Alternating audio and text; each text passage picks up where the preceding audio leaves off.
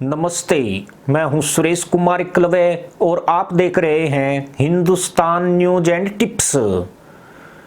PM Narendra Modi 28 जून को संयुक्त अरब अमीरात की यात्रा करेंगे। वे G7 शिखर सम्मेलन में भाग लेने जर्मनी जा रहे हैं, जिसके बाद वे वहीं से संयुक्त अरब अमीरात का दौरा करेंगे। अभी उनके दौरे में 3 दिन का वक्त बचा है, मगर पड़ोसी देश पाकिस्तान में अभी से आग लग गई है।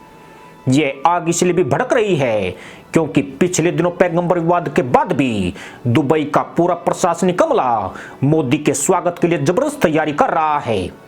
इससे पाकिस्तान की टेंशन ही नहीं बढ़ी है, बल्कि वह इस दौरे को असफल करने के लिए खतरनाक प्लान भी तैयार कर रहा है। अब यह बात भी साफ हो चुकी है कि पाकिस्तान ने पैगंबर विवाद को हवा देकर इस्लामिक देशों में भारत की छवि खराब करने का षड्यंत्र रचा था। वह इस विवाद को मोदी के यूएई दौरे तक खींचना चाहता था, मगर खुद सऊदी अरब और यूएई ने पाकिस्तान की साजिश के परखच्चे उड़ा दिए। इन दोनों शक्तिशाली मुस्लिम देशों ने न सिर्फ भारत की त्वरित कार्रवाई की सराहना की, बल्कि इस विवाद में भारत का जमकर साथ दिया, जिसके बाद शेष मुस्लिम देशों का गुस्सा भी साबुन के झाग की तरह बैठ गया। पीएम मोदी की इस यात्रा का कनेक्शन पैगंबर विवाद से नहीं है। वे इसी साल जनवरी में यूएई की यात्रा करने वाले थे, लेकिन कुछ कारणों से उन्होंने इस विजिट को स्थगित कर दिया।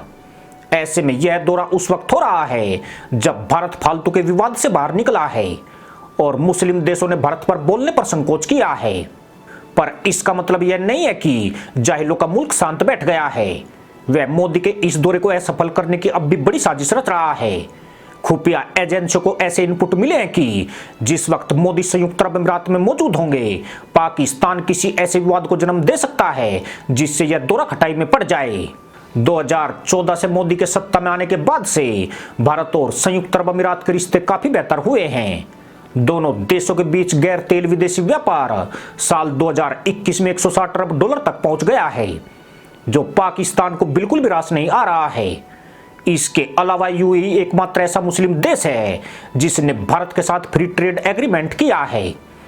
इतना ही नहीं, साल 2019 में यूएई ने जब पीएम मोदी को अपने सर्वोच्च पुरस्कार ऑर्डर ऑफ जायद से सम्मानित किया तो मदरसा पैदाइश तहमद उतारकर चौराहों पर मातम करने निकल आई थी।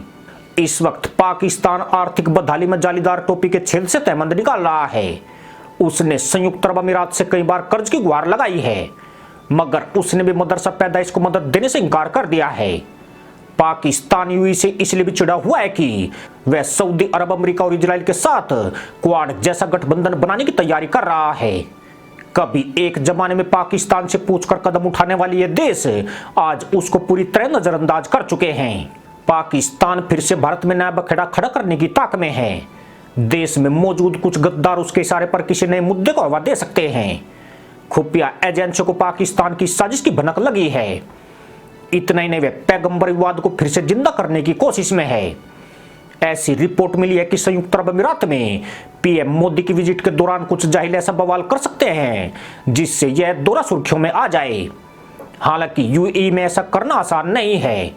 वहां का प्रशासन भारत के मुकाबले बेहद सख्त है, परंतु फिर भी भारत इस मुद्दे पर यूएई के संपर्क में बना हुआ है और किसी भी घटना को होने से रोकने की तैयारियों में जुटा हुआ है। भारत में भी ऐसे गद्दारों और पाकिस्तान के चमचों पर निगाह रखी जा रही है जो मौके की ताक में बैठे हैं। सोशल मीडिया पर भी कड़ी दृष्टि रखी जा रही है। दरअसल पाकिस्तान हरगिज नहीं चाहता है कि अरब देशों में भारत प्रभावशाली देश के तौर पर स्थापित हो जाए। कश्मीर एजेंडे पर खाड़ी देश ही उसकी मदद करते थे, लेकिन 2014 के बाद से इसमें आमूलचूल परिवर्तन आया है और अब पाकिस्तान को यहां से इमदाद मिलनी बंद हो गई है। वह भारत को इस्लाम विरोधी साबित करने की चाल चल रहा है। हालांकि उसकी यह चाल अभी तक कामयाब नहीं हो सकी है। खाड़ी देश इस्लाम से ज्यादा भारत से ट्रेड को अहमियत दे रहे हैं।